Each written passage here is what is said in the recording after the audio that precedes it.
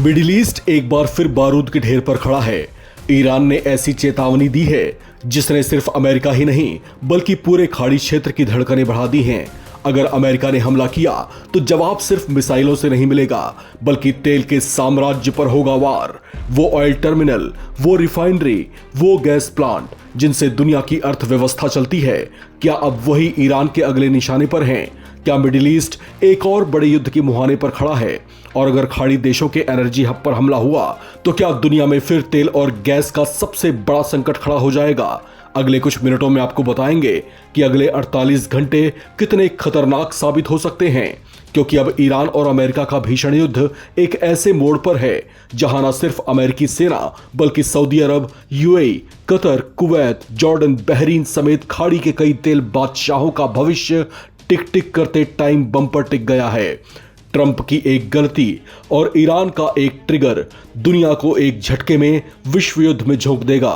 Video के अंत तक बने रहें, क्योंकि अगले 48 घंटों में क्या बनने बिगड़ने वाला है, परत दर परत सब कुछ खुलेगा नवभारत टाइम्स की इस धमाकेदार रिपोर्ट में।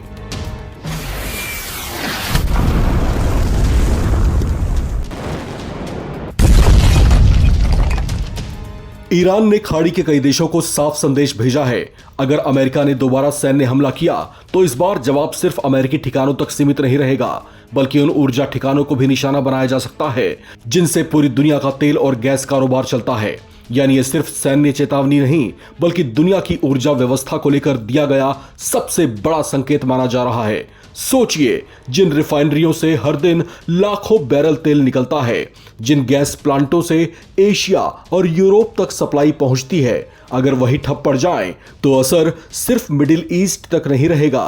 अंतरराष्ट्रीय बाजार में तेल की कीमतें उछल सकती हैं, शिपिंग महंगी हो सकती है और दुनिया भर की अर्थव्यवस्थाओं पर दबाव बढ़ सकता है। यही वजह है कि इस चेतावनी को हल्के में नहीं लिया जा रहा। रिपोर्ट्स के मुताबिक ईरान का कहना है कि अगर उसके खिलाफ किसी खाड़ी देश की जमीन, एयरबेस या सैन्य सुविधाओं का इस्तेमाल अमेरिकी कार्रवाई के लिए हुआ तो वो उन स्थानों को भी संघर्ष का हिस्सा मान सकता है। खाड़ी के देश जैसे सऊदी अरब, संयुक्त अरब अमीरात, कतर, कुवैत और बहरीन एक बेहद मुश्किल स्थिति में हैं।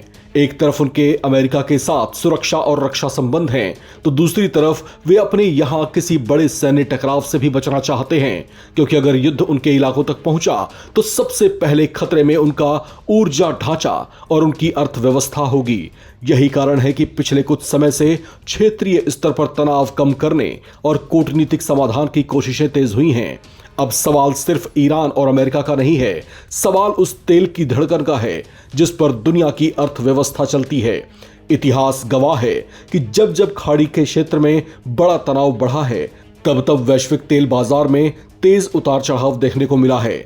निवेशक सतर्क हो जाते हैं, शिपिंग कंपनियां अतिरिक्त जोखिम जोड़ती हैं और ऊर्जा सुरक्षा सबसे बड़ी चिंता बन जाती है।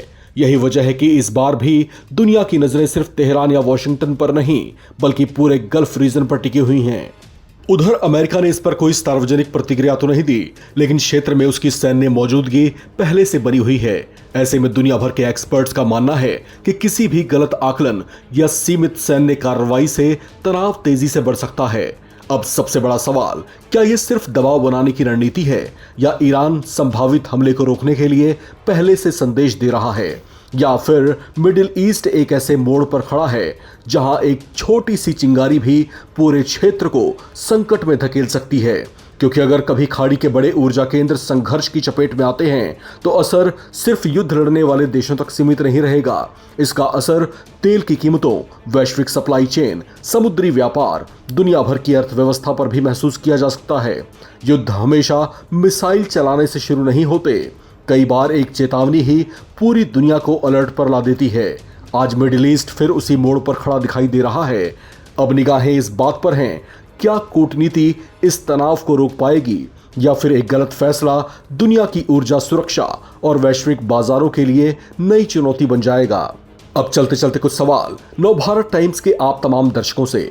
आपको क्या लगता है, क्या ईरान सिर्फ दबाव बना रहा है या वाकई बड़ा जवाब देने की तैयारी में है? अगर खाड़ी के ऑयल हब निशाने पर आए तो क्या पूरी दुनिया एक नए ऑयल संकट में फंस जाएगी?